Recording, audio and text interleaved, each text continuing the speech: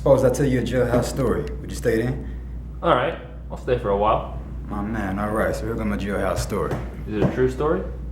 Yeah, it's a true story. Only kind of know how to tell. Alright. Alright.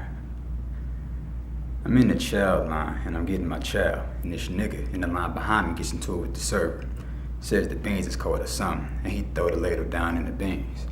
Now when he did that, beans splashed all up on my shirt. I ain't want to get into it over no beans, but it did piss me off some. I just put on a clean suit. You know, shirt, khakis, trousers. And you only get 2 a week, so I said something to him like, hey man, watch it. Or something like that. But I'm moving on, I'm thinking just let it go. You know, just let it go.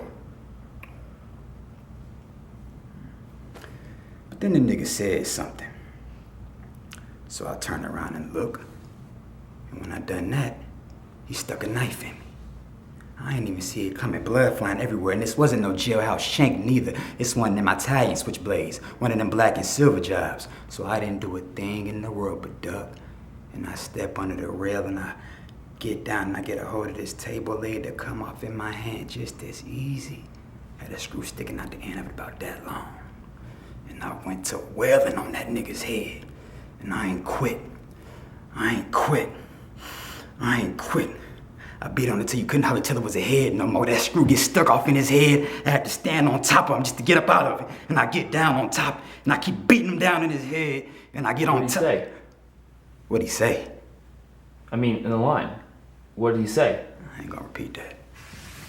Doesn't seem fair. Don't seem fair. No. Here I am telling you a bona fide, blood and guts tale straight from the big house, and I can't get you to fill in the blanks by some shit the nigga said? Do you have to use that word? Use that word. Yes. We're not making much progress here, are we? It just seems unnecessary. You don't want to hear me say nigga. So you ready to bail out on me on account of I won't tell you some terrible shit that the nigga said? Are you sure about that? I just don't see why you have to say that. Well, it's my story, ain't it?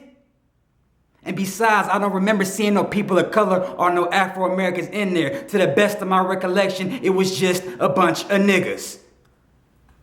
Go ahead. All right. Well, at some point, I must have pulled the knife out of me and threw it on the floor. Because I'm still wailing on this nigga's head, but the whole time while I'm doing that, his friends got a hold of me from behind. But I got one hand on the rail and I ain't going nowhere. Of course, what I don't know is that this fool must have picked up the knife because he's trying to gut me with it. I feel the blood, turn around, bust him upside the head, he goes scared knife across the floor. By now, somebody done pushed the button, the alarm then sounded off, everybody's on the ground, and we in lockdown. The guard up on the second tier got a shotgun pointed at me, saying, "You, drop your weapon, get on the ground." Right when he about to shoot me, the lieutenant come running in, yell at him, "Hold your fire, you, drop your club." I look around, see I'm the only one standing. See the nigga feet sticking behind the serving table where he laid out at. So I threw the club down.